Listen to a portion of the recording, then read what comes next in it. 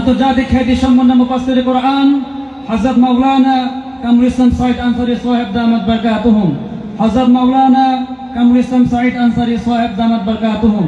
আমি সম্মানিত মেহমানকে পবিত্র কোরআন এবং হাদিসের আলোকে তাকরীর পেশ করার জন্য অনুরোধ জানাচ্ছি।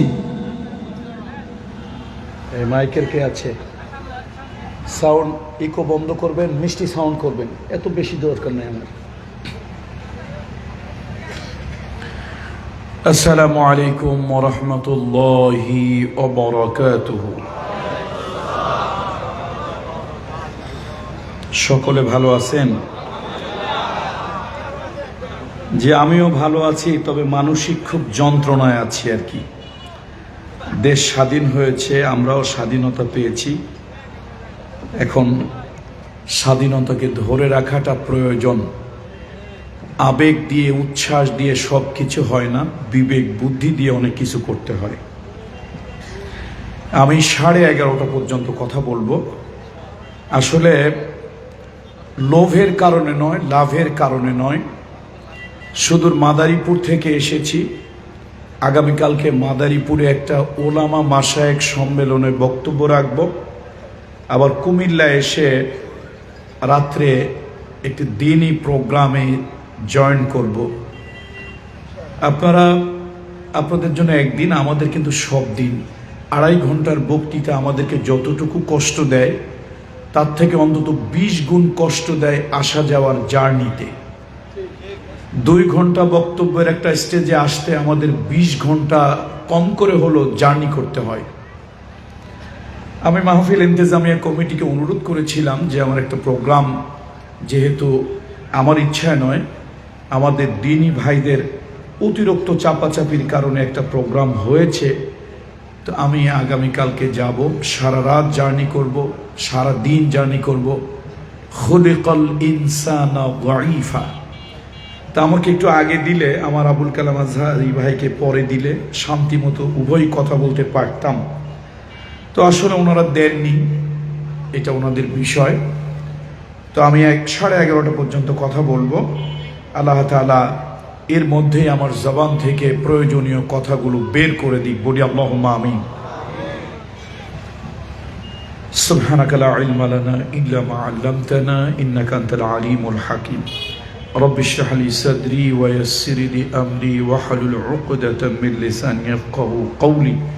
ربي زدني علما ربي يسر ولا تعسر وتمم علينا بالخير.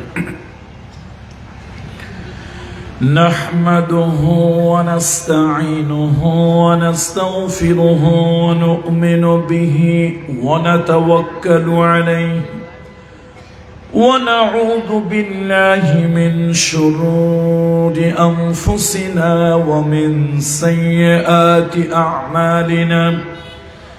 من يهده الله فلا مضل له ومن يضلله فلن تجد له وليا مرشدا. ونشهد أن سيدنا وسندنا ومولانا وأولانا وطبيب قلوبنا محمد الذي أرسله بالحق بشيرا ونذيرا وداعيا إلى الله بإذنه وسراجا منيرا. فقد قال الله تعالى في كلامه المجيد والفرقان الحميد. أعوذ بالله من الشيطان الرجيم. بسم الله الرحمن الرحيم. إنهم يكيدون كيدا كيدا وأكيد كيدا فمهل الكافرين أمهلهم رويدا. وقال الله تعالى في آيات أخرى ومكر الله والله خير الماكرين. آمنت بالله إن الله وملائكته يصلون على النبي يا أيها الذين آمنوا صلوا عليه وسلموا تسليما. اللهم صل على سيدنا مولانا محمد وعلى آل سيدنا مولانا محمد. রাসূলুল্লাহ শানে আমরা সকলে একটা কাসিদা পাঠ করব। এটা দুরূদ শরীফ নয়, দুরূদ শরীফ মনে করে পড়া হলো বেদাত। এটা রাসূলুল্লাহর শানে একটি কবিতা কাসিদা। এই কাসিদাটা রচনা করেছেন জগৎ বিখ্যাত কবি, মরমী কবি, আধ্যাত্মিক কবি আল্লামা শেখ সাদী রহমতুল্লাহ আলাইহি। সকলের হৃদয়ের আবেগ নিয়ে হাবিবে কিবরিয়া রহমতের নবীর উপরে এই কাসিদাটা সকলে আমার সঙ্গে পড়ুন। বালাগাল উলা বিকামালিহি কাশাফাদ দুজা বিজামালিহি হাসনাত জামিউ খিসালিহি সাল্লু আলাইহি ওয়া আলিহি। होना ये फूल तो बुलबुल का तरन्नुम भी न हो, चमन दहर में कलियों का तबस्सुम भी न हो। बलगल उला बेकमालिही कशफ दुजा बिजमालिही हसनत जमीओ खिसालिही सल्लु अलैहि व आलिही। अल्हम्दुलिल्लाह सुम्मा अल्हम्दुलिल्लाह व अम्मा बाद। बाँশখালী উপজেলার ঐতিহ্যবাহী সাধনপুর, সেই সাধনপুর জীবন সিপাহী বাড়ি হযরত আবু বকর সিদ্দিক রাদিয়াল্লাহু তাআলা আনহু যুব উন্নয়ন সংগঠনের উদ্যোগে আয়োজিত এই 10ম তাফসীরুল কোরআন মাহফিল, এই আজিম ও শান 10ম তাফসীরুল কোরআন মাহফিলের পরম শ্রদ্ধা ভাজন সভাপতি মহোদয় মোহাম্মদ আব্দুল জলিল সাহেব হাফিজাহুল্লাহ, আল্লাহ তাআলা তার প্রতি রহম করুন, দীর্ঘ সুস্থ নেক হায়াত আল্লাহ তাআলা দান করুন। আজকের মাহফিলের সম্মানিত প্রধান অতিথি, বাঁশখালী মাটি ও মানুষের সাথে যিনি সম্পৃক্ত, হিন্দু, মুসলমান, বৌদ্ধ, খ্রিস্টান সব ধর্মের মানুষের প্রতি যিনি সমতা, ইনসাফ, সুবিচার কায়েম করার জন্য আল্লাহ এবং পরকালের ভয়ের হৃদয় লালন করেন, এরকম একজন যোগ্য রাজনৈতিক, ধর্মীয়, আধ্যাত্মিক নেতা জনাব অধ্যক্ষ মাওলানা জহিরুল ইসলাম সাহেব হাফিজাহুল্লাহ, আল্লাহ তাআলা তাকে এই জাতির, এই জনপদের, এই অঞ্চলের সকল ধর্মের মানুষের সেবার জন্য এবং আসন্ন ত্রয়োদশ সংসদে কোরআনের পক্ষে পার্লামেন্টে কথা বলার তৌফিক আল্লাহ তাআলা তাকে দান করুন।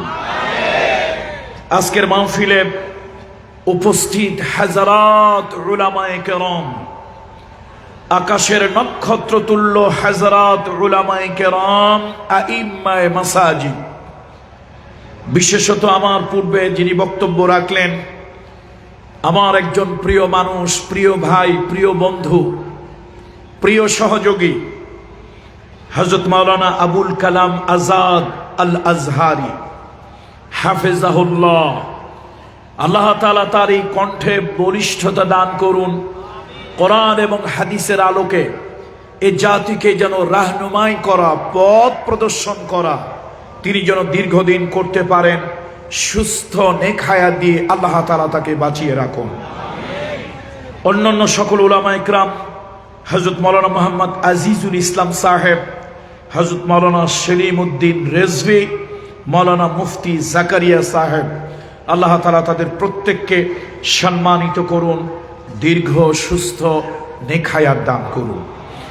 আমার সামনে আপনারা যারা বসে আছেন, দিন প্রিয়, ধর্মপ্রিয়, ইসলাম প্রিয়, রসুল প্রিয়, তাওহীদ প্রিয় জনতা, বিশেষত তারুণ্যের উচ্ছ্বাস উদ্দীপনায় ভরপুর কিশোর তরুণ যুব সমাজ, ছাত্র বন্ধুরা, পর্দার আড়ালের সম্মানিতা মা ও বোনেরা, এই মাইকের আওয়াজ যেই পর্যন্ত যাচ্ছে, এই সকল এলাকায় অমুসলিম কোনো ভাই বন্ধু, অমুসলিম কোনো বয়স্ক মা বাবা যদি থেকে থাকেন, আমি আপনাকে হৃদয় থেকে উষ্ণ অভিনন্দন এবং শ্রদ্ধা জ্ঞাপন করছি।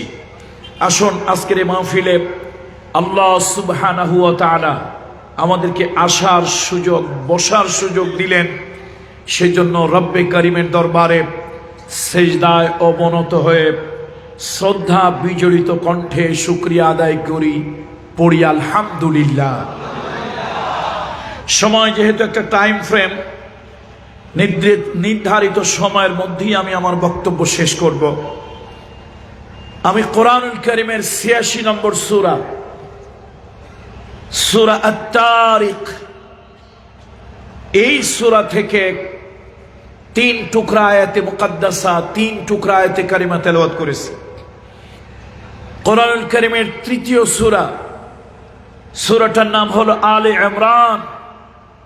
এই সূরার ৫৪ নম্বর আয়াতে কারিমা তেলাওয়াত করেছি। ৮৬ নম্বর সূরা, ৩ টুকরা আয়াতে কারিমা, ৩ নম্বর সূরা, ৫৪ নম্বর আয়াতে কারিমা। আয়াত ভিন্ন, সূরা ভিন্ন হলেও অর্থ প্রায় একরকম, কাছাকাছি। এই আয়াতগুলোর আলোকে এই জনপদের মানুষকে কিছু হেদায়েতি কথা আমি শোনাতে চাই। আমার রব আমার জবান থেকে সে কথাগুলো বের করে দিন, বলি আল্লাহুম্মা আমিন। বন্ধুরা, আমার ভূমিকা ছাড়া কথা বলবো। তাম পৃথিবীর মানুষ একটা কিছু চায়, আর আরশে আজিমের মালিক, আকাশের মালিক আল্লাহ তাআলা আরেকটা চায়। তাম দুনিয়ার মানুষ ঐক্যবদ্ধ হয়ে এক ধরনের পরিকল্পনা করে, আর আল্লাহ তাআলা ওই পরিকল্পনার মোকাবেলায় আল্লাহ তাআলা কোনো কৌশল, কোনো পরিকল্পনা অবলম্বন করেন। আচ্ছা বলুন তো, কারটা হবে? কারটা হবে? কোনো সন্দেহ আছে? কোনো সন্দেহ নাই। এই বাস্তব কথাটাই আজকের আয়াতের মূল আলোচ্য বিষয়। কোন কোন সূরা বলুন তো আবার? আত-তারিক ৮৬ নম্বর সূরা, আর একটা হলো আলে ইমরান, কত নম্বর আয়াত? ৫৪ নম্বর আয়াতে কারিমা। এই যে ১৫, ১৬, ১৭ নম্বর আয়াত এবং ৫৪ নম্বর আয়াত, আল্লাহ তাআলা বলেন ইন্নাহুম ইয়াকিদুনা কাইদা ওয়া আকিদু কাইদা। ষড়যন্ত্র করে, কূটকৌশল করে, অপচেষ্টা করে, অপতৎপরতা চালায়। আর আমি আল্লাহ তাআলা তাদের অপতৎপরতা, অপকৌশল, ষড়যন্ত্রের মোকাবেলায় আমি আল্লাহ তাআলা কৌশল অবলম্বন করি। আমি আল্লাহ তাআলা আমিও কৌশল অবলম্বন করি। ফামাহিলিল কাফিরিনা আমহিলহুম রুয়াইদা। সুতরাং আপনি কাফেরদেরকে অবসর দেন, অবকাশ দিন, তাদেরকে ছাড় দিন। অর্থাৎ আমি আল্লাহ তাআলা সব দেখি, সব শুনি। এটা আয়াতের অন্তর্নিহিত কথা, এটা আবার আয়াতের মধ্যে লেখা নাই। আমি আল্লাহ তাআলা সব শুনি, সব জানি, সব দেখি। আমি আল্লাহ তাআলা সহজে কাউকে পাকড়াও করি না, আর একবার যদি কাউকে ধরি তাহলে আর আমি তাকে ছাড়ি না। বন্ধুরা আমার, একটু ঘটনা দিয়ে, কথা দিয়ে, উদাহরণ না দিলে, মেসাল না দিলে বুঝবেন না। এটা আপনারা বুঝবেন না, আলেমরা বুঝবে। এই আয়াতের তাফসীর নয়, এই আয়াতের আলোকে আমি কিছু জুমলায়ে মুতারিজা বলবো। জুমলায়ে মুতারিজা বলা জায়েজ আছে, না জায়েজ না, আল্লাহ নিজেও বলেছেন। জগৎ বিখ্যাত একজন ওয়াইজিন, একজন বক্তা হযরত লোকমান, পৃথিবীতে হাজার হাজার বছরের মধ্যে তার মতো শ্রেষ্ঠ ওয়াইজিন পৃথিবীতে হয়নি। অনন্য প্রতিভার একজন বিনয়ী মানুষ, তার নাম হলো হযরত লোকমান। সেই লোকমান একবার ওয়াজ শুরু করলেন। লোকমানের ওয়াজ আল্লাহর কাছে এত পছন্দ হলো, আল্লাহ তাআলার কুদরতি দিল হযরত লোকমান জয় করে ফেললেন। وَإِذْ قَالَ لُقْمَانُ لِابْنِهِ وَهُوَ يَعِظُهُ يَا بُنَيَّ لَا تُشْرِكْ بِاللَّهِ إِنَّ الشِّرْكَ لَظُلْمٌ عَظِيمٌ। হযরত লোকমান ওয়াজ শুরু করলেন।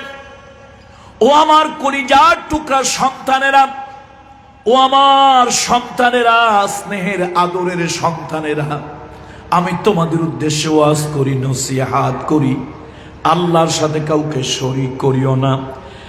এই ওয়াজটা আল্লাহ শুরু করলেন লোকমান। আল্লাহর ভালো লাগলো। আল্লাহ তাআলা বললেন, লোকমান, তোমার সন্তানদেরকে আমি আল্লাহর সঙ্গে পরিচয় করিয়ে দিলে আমি আল্লাহ তাআলা তোমার ব্যাপারে কিছু কথা বলবো। এই বলে আল্লাহ তাআলা লোকমানের ওয়াজ বন্ধ করে দিলেন। আল্লাহ তাআলা এবার নিজেই ওয়াজ করা শুরু করে দিলেন। ওয়াসাইনাল ইনসানা বিওয়ালিদাইহি হামালাতুহু উম্মুহু ওয়াহানান আলা ওয়াহানিন ওয়া ফিসালুহু ফি আমাইন। আল্লাহ তাআলা নিজে ওয়াজ শুরু করে দিলেন। এই যে আল্লাহ তাআলা কথা শুরু করলেন, প্রসঙ্গের ভিতরে ভিন্ন প্রসঙ্গ, এটা না জায়েজ না, জায়েজ আছে, না হলে আল্লাহ তাআলা তা করতেন না। সুবহানাল্লাহ বলবেন না? সুতরাং আমি তেলাওয়াত করেছি ৮৬ নম্বর সূরা থেকে, ৮৬ নম্বর সূরা থেকে তেলাওয়াত করেছি, তৃতীয় সূরা থেকে তেলাওয়াত করেছি। এই সূরার আলোকে আমি প্রাসঙ্গিক কিছু কথা বলবো। দেখুন, এই পৃথিবীর ৪ জন বাদশার একজন। কয়জনের একজন? ৪ জনের একজন। ক্ষমতা, দোর্দণ্ড প্রতাপ, দীর্ঘদিনের রাষ্ট্রীয় ক্ষমতায় থাকা। ক্ষমতায় অনেকদিন থাকলে মানুষ থাকে না, মানুষ স্বৈরাচারী, ডিক্টেটর, নানান রকমের চরিত্রের হয়ে যায়।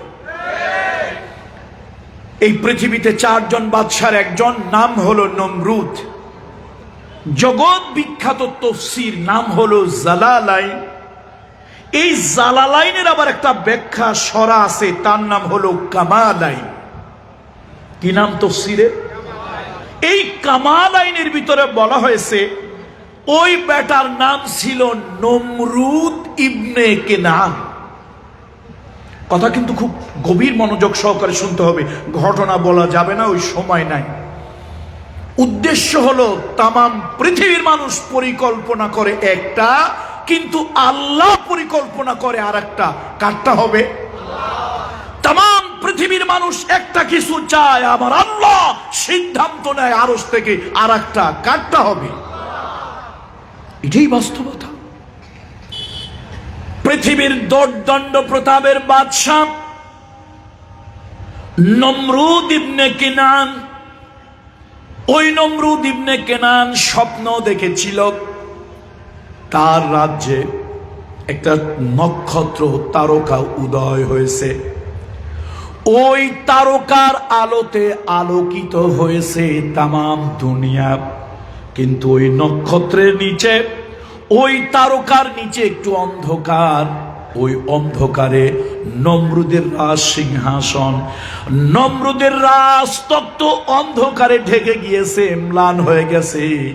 আমাবস্যার রাতের মতো, কবরের অন্ধকারের মতো ঘুটঘুটে অন্ধকার হয়ে গেছে। সকালবেলা নমরুদ তার রাজ্যের যত জ্যোতিষী, জ্যোতির্বিজ্ঞানী, যত গণক কাহেন যারা আছে সকলকে এক জায়গায় করলো। তোমরা গুনে বেছে বলো, তোমরা হিসাব করে বলো আমি কি স্বপ্ন দেখলাম। ওই যে অ্যাস্ট্রোলজার, গণক, পুরোহিত, ঠাকুর, কাহেন, তারা সবাই মিলে গুনে বেছে বলল আপনি যা স্বপ্ন দেখেছেন এটা স্বপ্ন নয়, এটা বাস্তব দর্শন। ওই যে আকাশে নক্ষত্র দেখেছেন এটা নক্ষত্র নয়, ওটা হলো আল্লাহর পয়গম্বর। আর যে আলো দেখেছেন সে আলো আলো নয়, হেদায়েতের নূরের আলো। এই আলো বিচ্ছুরিত হবে, ছড়িয়ে পড়বে জগৎময়, আর সেই পয়গম্বর আসবে, আপনার স্বৈরতন্ত্র নিপাত যাবে, আপনার ক্ষমতা চ্যুত হবে, আপনার ক্ষমতা থেকে আপনি বিতাড়িত হবে। নমরুদকে সর্বনাশ, এই কাজটা তো হতে দেওয়া যায় না, এই কাজটা হতে দেওয়া যায় না। আমার ক্ষমতা তো যেমনি হোক ধরে রাখতেই হবে। এই বুদ্ধিজীবীরা তোমরা বুদ্ধি দাও। বুদ্ধিজীবীরা নানান বুদ্ধি দিয়েছিল, অন্তত 5 ঘন্টা 4 ঘন্টা লাগবে পুরো কথা উঠায় আনতে। আমরা সেদিকে যাব না। বুদ্ধিজীবীরা বুদ্ধি দিয়েছিল এই সন্তান কোনোভাবেই যেন মায়ের গর্ভে যেতে না পারে, পিতার পৃষ্ঠদেশ থেকে, মায়ের বক্ষদেশ থেকে মায়ের জরায়ুর ভিতরে যেন যেতে না পারে। আগামী 3 দিন 3 রাত স্বামী আর স্ত্রী, কনজুগাল লাইফের পার্টনার, তাদের ভিতরে সকল ধরনের মুজামেআত, সকল ধরনের দৈহিক সম্পর্ক নিষিদ্ধ থাকবে।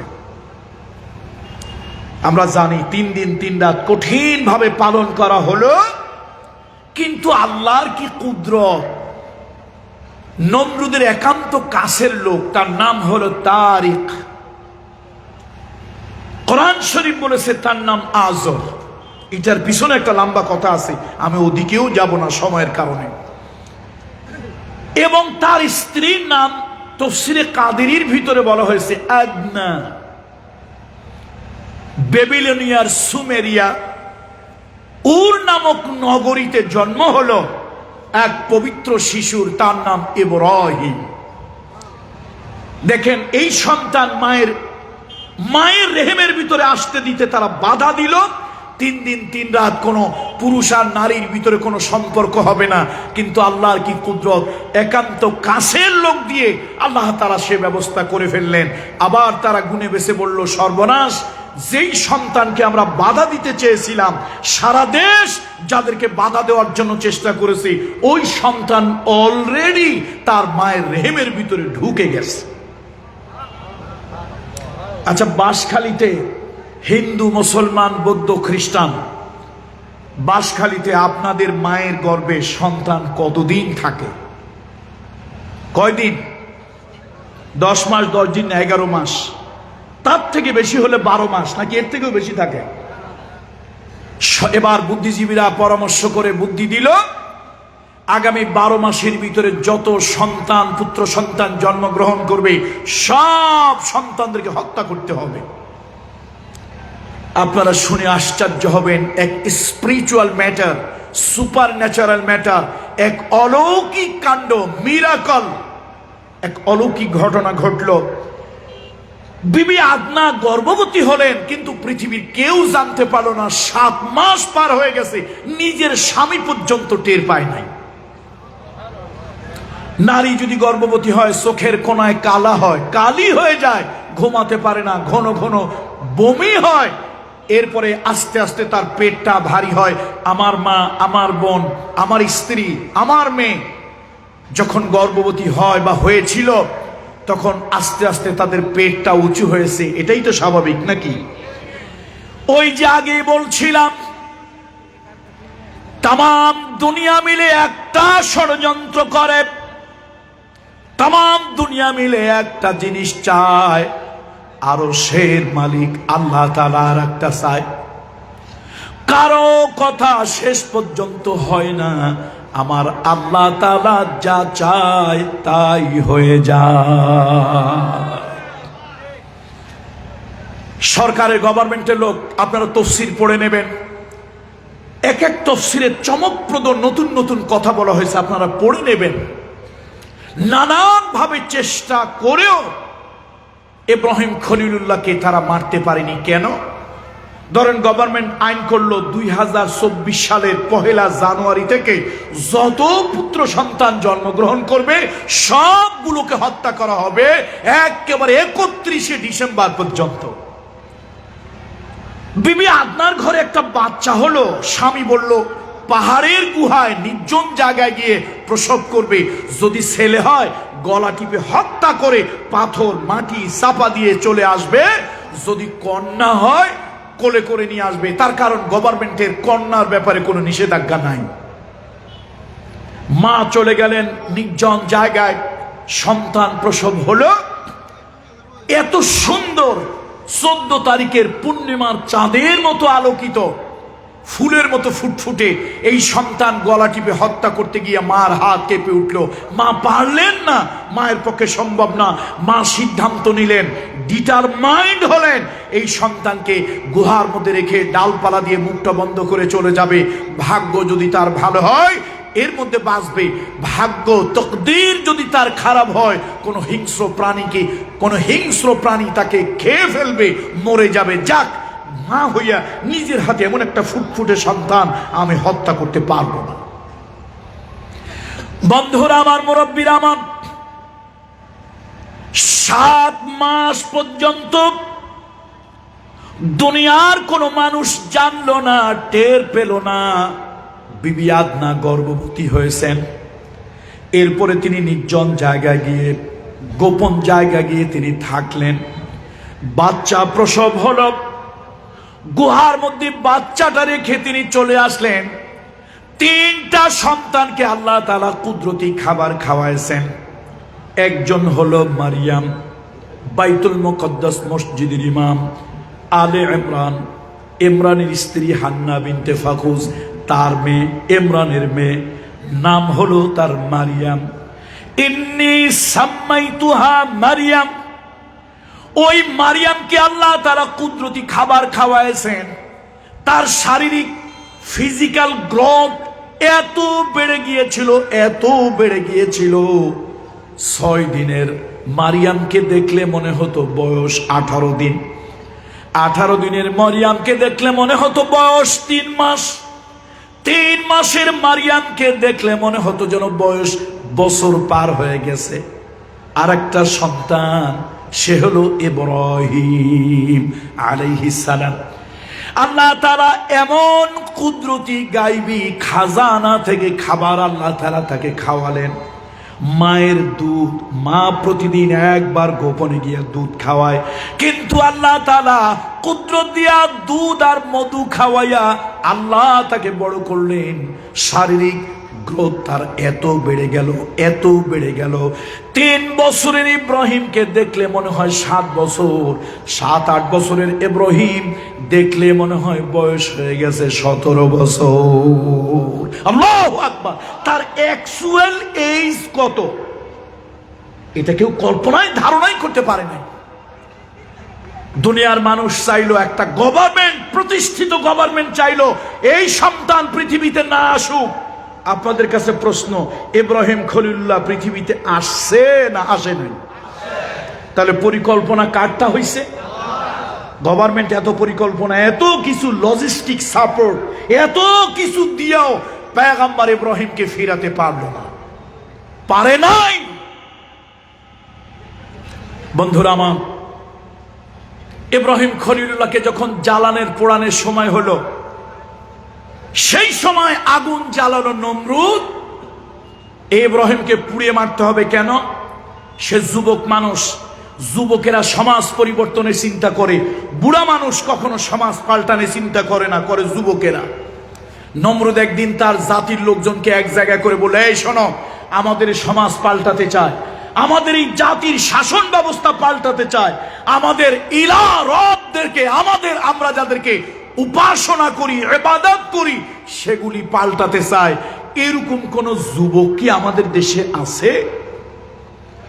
কোরআনুল কারীম সাক্ষী, হাজার হাজার জনতা একসঙ্গে চিৎকার করে বলে উঠল, ক্বালু ক্বালু সামি'না ফাতান ইয়াযকুরুহুম ইউকালু লাহু ইব্রাহিম। একসঙ্গে হাজার জনতা চিৎকার করে উঠল। তারা বলল, হ্যাঁ, আমাদের দেশে এমন একজন যুবক আছে, এই সমাজ ভাঙতে হবে, নতুন সমাজ গড়তে হবে, এই সমাজটাকে পাল্টাতে হবে, নতুন সমাজ গড়তে হবে। আমার দেশে এক যুবক আছে, সে এটা নিয়ে কথা বলে।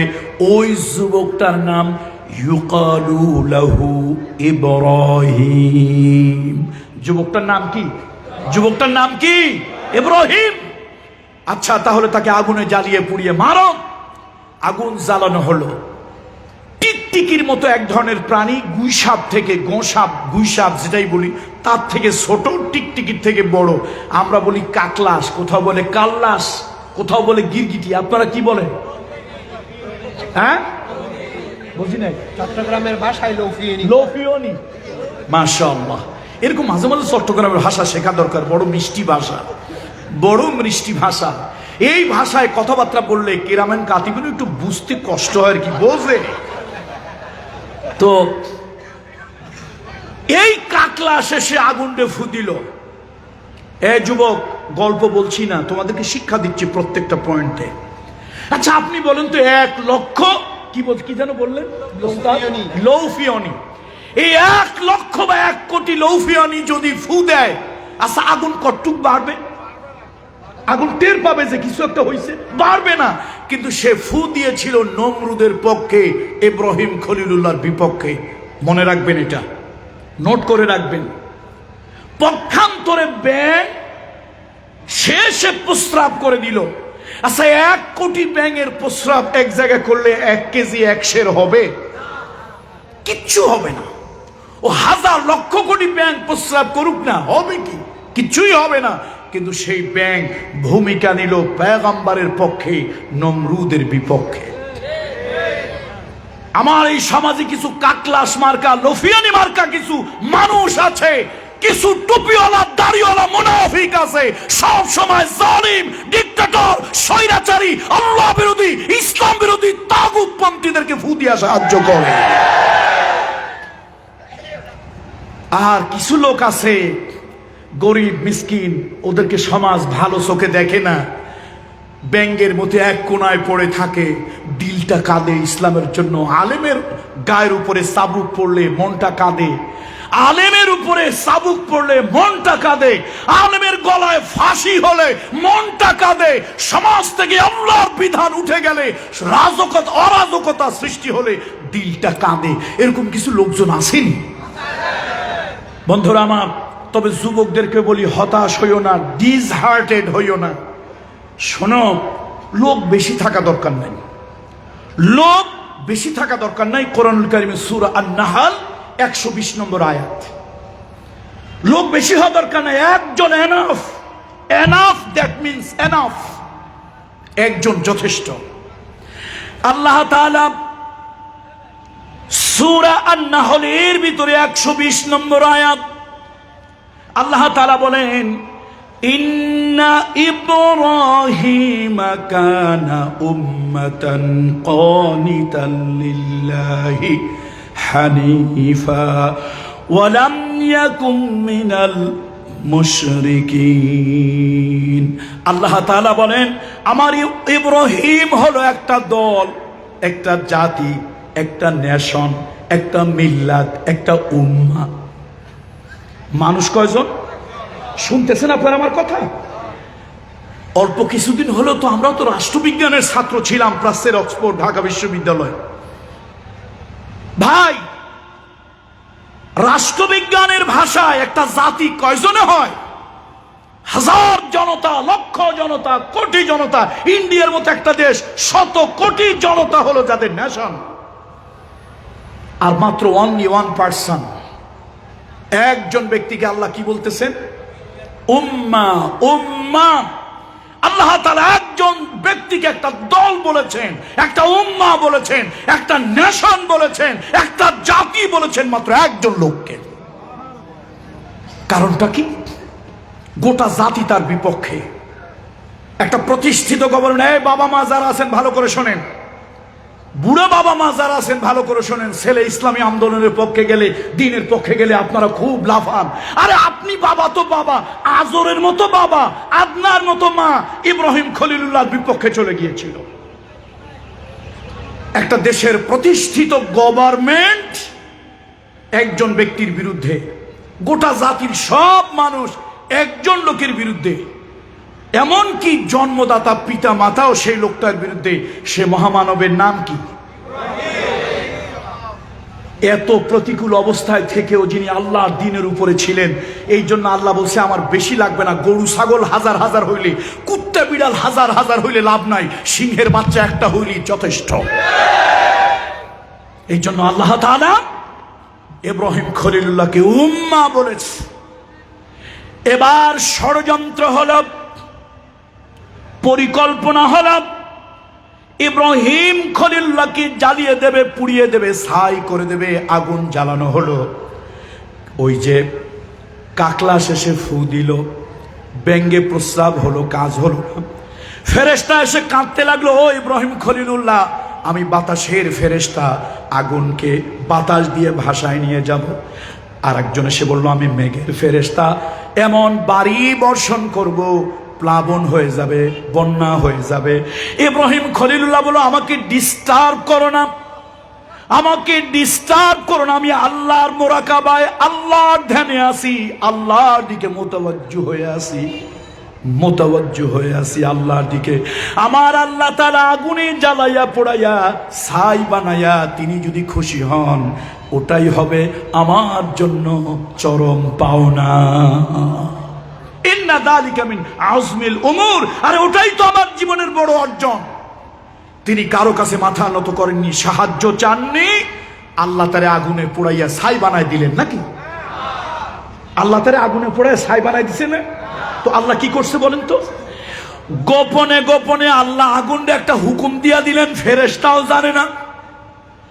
আল্লাহ তাআলা গোপনে হুকুম দিয়া দিলেন, কুলনা ইয়া নারু কুনি বারদাও ওয়া সালামান আলা ইব্রাহিম। আমার বন্ধুরা, তামাম জাতি চাইলো ইব্রাহিম খলিলুল্লাহকে জ্বালায় পোড়ায় মারার জন্য, আমার আল্লাহ তাআলা চায় নাই। এবার বলেন কার পরিকল্পনা বাস্তবায়ন হয়েছে? কার পরিকল্পনা? আল্লাহর পরিকল্পনা। নাম হলো পয়গম্বর মূসা। জগতের প্রভাবশালী একজন বাদশাহ রমেসিস। রমেসিস, যার রাষ্ট্রীয় উপাধি হলো ফেরাউন। বেটায় তরমুজের ব্যবসা করতো। আবার তরমুজের ব্যবসায়ীরা রাগ করেন না, বেটা তরমুজের ব্যবসা করতো। এটা গোনায় ব্যবসা করতো, গোনায় কিনে নিত, ওজনে ব্যস্ত, খুব পয়সা ইনকাম করলো। ক্ষেতের থেকে তরমুজ কিন্তু শত শত, 100 তরমুজ এত টাকা, 200 তরমুজ এত টাকা, কিন্তু দোকানে নিয়ে ব্যস্ত কি গোনায় না শেরে? শের ওজনে বিক্রি করতো, ভালো পয়সা ইনকাম করলো। খারাপ মানুষের উদ্দেশ্য খারাপ থাকে, ফন্দি ফিকির খারাপ থাকে। সে চিন্তা করলো পয়সা তো অনেক কামাইছে, এখন জাতির একটা ধোকা দেওয়া দরকার। জাতির কাছে জাতির জন্য সমানে দিদার সে পয়সা খরচ করতে লাগলো। বলল আমি জাতির একটু সেবক হতে চাই। জাতি চিন্তা করলো এত বড় ভালো একজন মানুষ, সেবক বানাইলো। সেবক বানাইয়া রাষ্ট্রের ক্ষমতাটা অনেকদিন পাইয়ে দেখলো ভালো মজাই তো লাগে। এবার হইল শাসক। হইতে চাইছিল কি, তারপরে হইল কি, এরপরে কিছুদিন পর দীর্ঘদিন ক্ষমতায় থেকে হয়ে গেল শোষক। এবার তার ক্ষমতা জবরদখল করে থাকতেই হবে, থাকতেই হবে। বন্ধুরা আমার, কি নির্দয় নিষ্ঠুর কথা! পৃথিবীতে যতগুলো মানুষ পিচাস, তাদের উদাহরণ হলো ফেরাউন। শুধুমাত্র নিজের রাষ্ট্রীয় ক্ষমতা টিকিয়ে রাখার জন্য ভিন্ন মতের 25,000 সন্তানকে সে জবা করেছে। কোরআন সাক্ষী, কোরআন সাক্ষী। পৃথিবীতে এরকম জালিম, ওইটা ছিল ওই যুগের ফেরাউন। এই যুগেও পৃথিবীতে কিছু ফেরাউন আছে, নিজের রাষ্ট্রের ক্ষমতা টিকা রাখার জন্য ভিন্ন মতের 1000 মায়ের সন্তানকে খুন করেছে, গুম করেছে, আয়না ঘরে ঢুকিয়ে দিয়েছে। শুধু পাল্টাইছে সময়। ওই আগের ফেরাউনের প্রেতাত্মা এই আধুনিক যুগের ফেরাউনগুলি। কোরআন বলছে, কোরআনের মাহফিল কোন আজে বাজে কথা, রাজনৈতিক কথা বলার সুযোগ নাই। আমরা জোশের যেন আমরা অনেক কিছু বলে ফেলি না, হুঁশ রেখে কথা বলতে হবে। আর সব সময় মনে রাখতে হবে আমরা মুসলমান, সব ধর্মের মানুষের মানবিক অধিকার আমরা আদায় করি। বলুন আল্লাহু আকবার। পৃথিবীতে একমাত্র মুসলমান জাতি, একমাত্র মুসলমান রাষ্ট্রের ক্ষমতা যদি মুসলমান, ধর্মভীরু মুসলমান পায়, কোরআন যারা বিশ্বাস করে তাদের হাতে যদি ক্ষমতা যায়, মায়ের কোলে শিশু যেরকম নিরাপদ, ফুলের গাছে ফলের গাছে ফুল ফল যেরকম নিরাপদ, ডিমের ভিতরে কুসুম যেরকম নিরাপদ, আমি আল্লাহর নামের কসম খেয়ে বলছি, যদি কোনো মুসলমান কোরআন দিয়ে দেশ শাসন করতে পারে, তাহলে অমুসলিম ভাই বোনেরা, অমুসলিম ভাই বন্ধুরা এর থেকেও 1000 গুণ বেশি নিরাপদ। কোরআন অন্য মানুষের অধিকার আদায় করেছে, হিউম্যান রাইটস। আমরা কখনো কারো ধর্মের সাথে মিলাতে যাই না। অতি সুফিসাব হইতে যাবেন না, খবরদার। এগুলো চোরের লক্ষণ। অতি সুফিসাব হওয়া কিসের লক্ষণ? চোরের লক্ষণ। আমরা অতি সুফিগিরি দেখাতে চাই না। আমরা বাস্তবতাকে বলি, হিন্দু ভাই, বৌদ্ধ ভাই, আপনার ধর্ম আমার কাছে, আমার ধর্ম আমার কাছে। আমার কোরআন এটা সুন্দর কথা বলেছে, লাকুম দীনুকুম ওয়ালিয়া দিন। তার কারণ তার ধর্ম তার কাছে, আমার ধর্ম আমার কাছে। কেন? আমার ধর্মে যেটা সওয়াবের কাজ, তার ধর্মে সেটা পাপের কাজ। তার ধর্মে যেটা পুণ্যের কাজ, আমার ধর্মে সেটা গুনাহের কাজ। তো কেন আমি হিন্দুর সাথে মিল করতে যাব? বরং আমি আমার হিন্দু ভাইকে বলবো, আমি আমার হিন্দু মাকে বলবো, আমি আমার হিন্দু বোনকে বলবো, বোন, আমার ধর্ম যেটা করেছে, তুমিও মানুষ, আমিও মানুষ। ইসলাম বলেছে সবার অধিকারের আগে মানুষের অধিকার। সবার অধিকারের আগে কার অধিকার? মানুষের অধিকার। রাস্তার পাশে একটা মানুষ পড়ে আছে অ্যাক্সিডেন্ট হয়ে, ইসলাম কি বলে? একবারও বলে নাই তুমি হিন্দু, বৌদ্ধ, খ্রিস্টান, আগে জিজ্ঞেস করো না। ওই লোকটা মানুষ পড়ে আছে, ইবনুস সাবিল, ইবনুস সাবিল, রাস্তার পাশে পড়ে আছে অসহায় মানুষ। তার গলায় যদি একটা পইটাও লাগানো থাকে, তারপর আমি বলবো না যে সে হিন্দু, আমি বলবো সে একটা মানুষ। আমার ইসলাম বলেছে তাকে ইজি বাইকে করে, সিএনজি করে, প্রয়োজনে অ্যাম্বুলেন্সে করে হাসপাতালে নিয়ে যাও, রক্ত দেওয়া লাগলে রক্ত দাও, চিকিৎসার যত টাকা খরচ করা লাগে তোমার সাধ্য, তৌফিক, তোমার এবিলিটি অনুযায়ী খরচ করো। লোকটা যদি বেঁচে যায়, মুখে যদি হাসি ফোটে, এবার তুমি তাকে জিজ্ঞেস করো, ভাই আমি যে তোমাকে জীবন বাঁচতে সাহায্য করলাম, তুমি কি হিন্দু না মুসলমান, বৌদ্ধ না খ্রিস্টান? তার কারণ হলো এখানে ধর্মের বিচার নয়, এখানে মানবতা, মনুষ্যত্বের বিচার। এবং কোরআন বলেছে তুমি যদি একটা মানুষকে বাঁচতে সাহায্য করো, সে হিন্দু হোক, বৌদ্ধ হোক, আওয়ামী লীগ হোক, বিএনপি হোক, জাসদ হোক, জাতীয় পার্টি হোক, জামাত হোক, হেফাজত হোক, একটা মানুষ যদি তুমি বাঁচাতে পারো, ওয়ামান আহইয়াহা ফাকান্নামা আহইয়ান নাসা জামিআ, কোরআন বলেছে পৃথিবীর সব মানুষ বাঁচতে সাহায্য করলে যে সওয়াব তোমার হতো, ওই সওয়াব আল্লাহ তাআলা তোমার আমলনামায় লিখে দেবেন। কাজী নজরুল বলেছিল, হিন্দু নয় ওরা মুসলিম, হিন্দু নয় ওরা মুসলিম, ওই জিজ্ঞাসে কোনজন, কান্ডালি বলো ডুবিছে মানুষ সন্তান মোর মার। একটা মানুষ যখন ডুবে মারা যায়, হিন্দু বৌদ্ধ খ্রিস্টান তার পরিচয় নয়, তার পরিচয় সে মানুষ। তাকে হাত ধরে উঠাও। আপনি বাসে যাচ্ছেন, আপনি একজন ইয়াং বাসে যাচ্ছেন, ভালো করে শোনেন, আপনি বাসে যাচ্ছেন, আপনার পাশে হাতে শাখা পড়া, কপালে সিঁদুর পড়া একজন মহিলা, আপনি বাসের সিটে বসে আছেন, ওই সিঁদুর পড়া শাখা পড়া মহিলাটা দাঁড়িয়ে আছে। ইসলাম কি বলে? সে যদি গর্ভবতী হয়, সে যদি বয়স্কা হয়, তুমি ওঠো, ওঠো, ওই সিটটা তাকে বসতে দাও। তুমি তাকে যে বসতে দিলা, এটার নাম একটা ইবাদত, এটার নাম ইহসান। হাল জাযাউল ইহসান ইল্লাল ইহসান, ইন্নাল্লাহা ইউহিব্বুল মুহসিনিন। এই যে একজন হিন্দু মাকে, যদিও তার হাতে শাখা পড়া, কপালে তার সিঁদুর, বয়স্কা মা, তুমি দাঁড়িয়ে তাকে বসতে দিয়েছ, অথবা একজন বোন অল্প বয়স্কা গর্ভবতী নারী, তোমার মনে হলো হারে গর্ভবতী নারীটা আমার পাশে দাঁড়িয়ে আছে, তুমি উঠে সিটটা ছেড়ে দিয়ে তাকে বসতে দিলা, তুমি মুসলমান। সে হিন্দু হোক, ধর্মের পরিচয় নয়, পরিচয় হলো মনুষ্যত্ব আর মানবতা। আল্লাহ কোরআন, নবীর হাদিস বলল তুমি ইহসান করেছো। আল্লাহ কয় ইহসানের বদলা ইহসান দেয়, তোকেও আমি ইহসান দেব। বলুন আল্লাহু আকবার। যা হোক, বলতেছিলাম ইসলামের কথা। তাম পৃথিবীর মানুষ চায় একটা, আল্লাহ চায় একটা, কারটা হবে? ফেরাউনের নাম শুনেন নাই? এই বেটায় চেষ্টা করলো মুসা পয়গম্বর যেন না আসতে পারে দুনিয়ায়। আল্লাহ তাআলা মুসা আলাইহিস সালামকে দুনিয়ায় আনলেন। মুসা আলাইহিস সালামের মা অস্থির হয়ে গেলেন, এই মুসাকে যদি আমি লালন পালন করি তাহলে আমার জীবন চলে যাবে, গভর্নমেন্টের লোকজন আমার বাড়ি ঘর জ্বালায় পোড়ায় দেবে। মুসা আলাইহিস সালামের মা অস্থির হয়ে গেলেন, ভয় পাইলেন।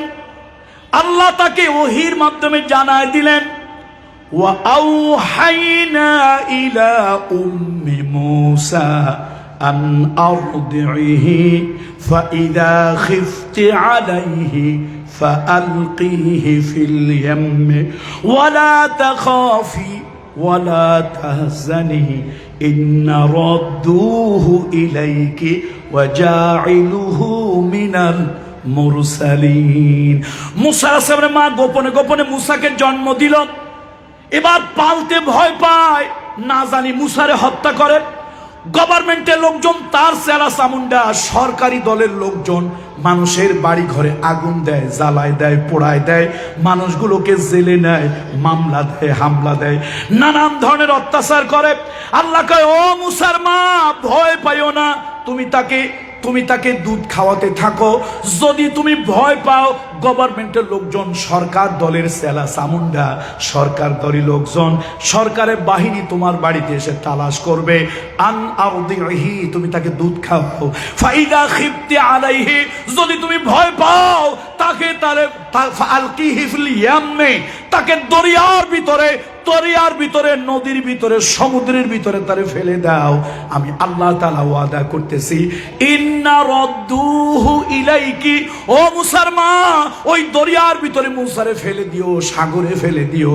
আমি তোমার সাথে ওয়াদা করতেছি, ওই জায়গা থেকে তোমার কোলে আবার মুসাকে আমি ফিরায় দেব।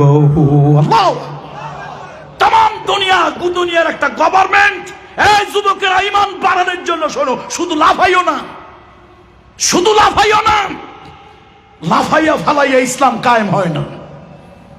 ভালো করে শোনো, আরশের মালিকের সাথে সম্পর্ক রাখো, আরশের ফয়সালা হতে হবে। তোমরা ভাবছো ৩৬ জুলাই ৫ই আগস্ট তোমরা দেশটা স্বাধীন করে দিয়েছো।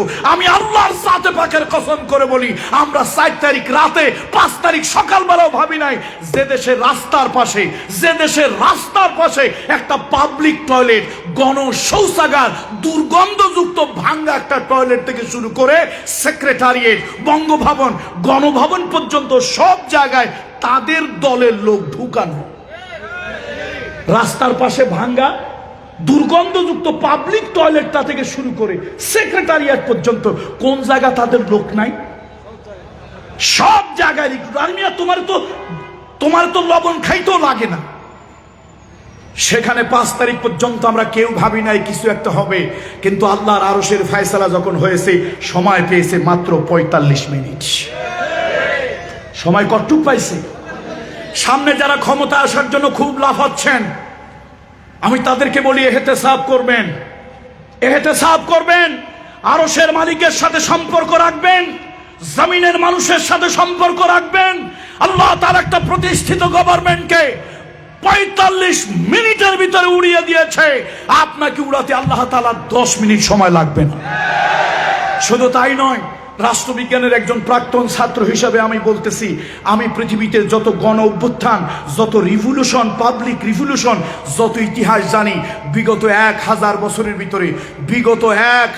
বছরের ভিতরে পৃথিবীতে এইরকম ঘটনা ঘটেনি।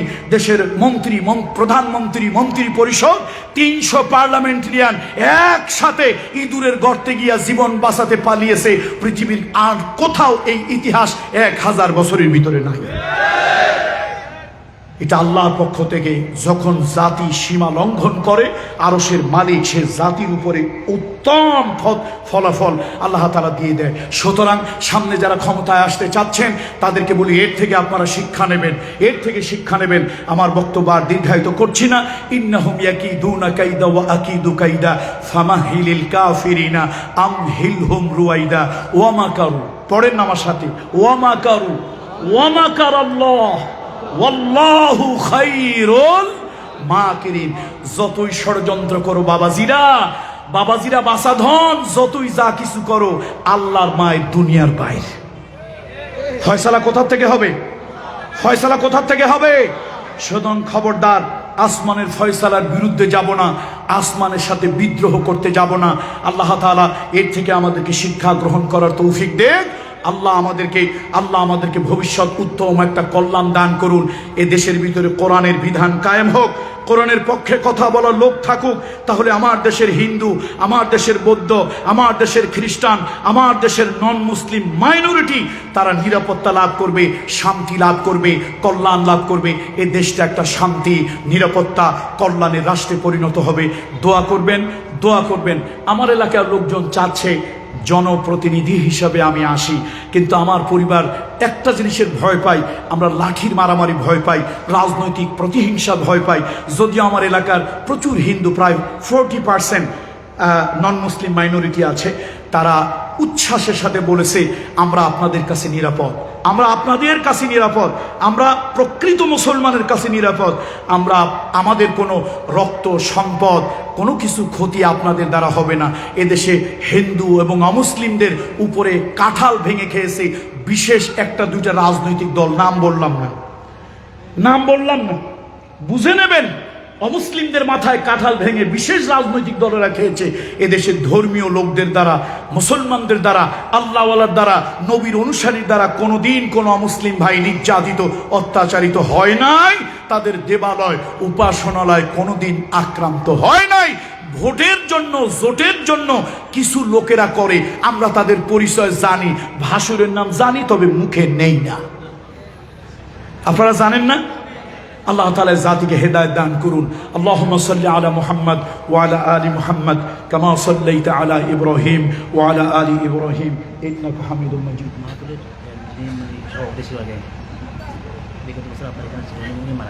জি, মাহফিলের বিগত বছরের সভাপতি সাহেব ইন্তেকাল করেছে, মুনতাকিল হয়েছে। জি, তার ছেলে অসুস্থ। আমরা সবার জন্য দোয়া করব, আল্লাহুম্মা আমিন। রব্বানা যালামনা أنفسنا وإن لم تغفر لنا وترحمنا লানাকুনান্না মিনাল খাসিরিন রব্বানা লা তুযিগ কুলুবানা বা'দা ইয হাদাইতানা ওয়া হাব লানা মিন লাদুনকা রাহমা ইন্নাকা আনতাল ওয়াহ্হাব। আল্লাহ তাআলা জীবন সেপাহী বাড়ি হযরত আবু বকর সিদ্দিক রাদিয়াল্লাহু তাআলা আনহু যুব উন্নয়ন সংগঠনের উদ্যোগে আয়োজিত আজকের এই মাহফিল, আয় আল্লাহ তাআলা হাজারো মুসলিম নরনারী তোমার দরবারে হাত তুলেছি, মেহেরবানি করে গোলামদের এই হাত দুইখানা তুমি কবুল করে নাও। এ মাহফিলের আয়োজন যারা করলেন, মাহফিল করার জন্য যারা আসলেন, মাহফিল শোনার জন্য যারা এসেছেন, কিয়ামতের দিন কঠিন মুসিবতের সময় আজকের মাহফিল আমাদের 3 শ্রেণীর লোকের জন্য নাজাতের ওসিলা বানিয়ে দিও।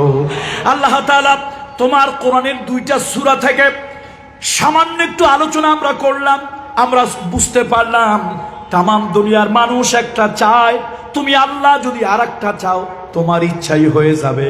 তাম দুনিয়ার মানুষ যদি ষড়যন্ত্র করে, তুমি আল্লাহ যদি ওই ষড়যন্ত্রের দাঁত ভাঙা জবাব দিয়ে দাও, তাহলে গোটা পৃথিবীর সব জালিমদের চক্রান্ত ষড়যন্ত্র নস্যাৎ হয়ে যাবে। আল্লাহ তাআলা তোমার কাছে সাহায্য চাই, ইয়্যাকা না'বুদু ওয়া ইয়্যাকা নাস্তাঈন, ইয়্যাকা না'বুদু ওয়া ইয়্যাকা নাস্তাঈন, তোমার কাছে সাহায্য চাই, তোমারই গোলামি করি। আল্লাহ তাআলা আজকের মাহফিলটা কবুল করো, এই এলাকার সব মুর্দেগানদের কবরের আযাব মাফ করে দাও।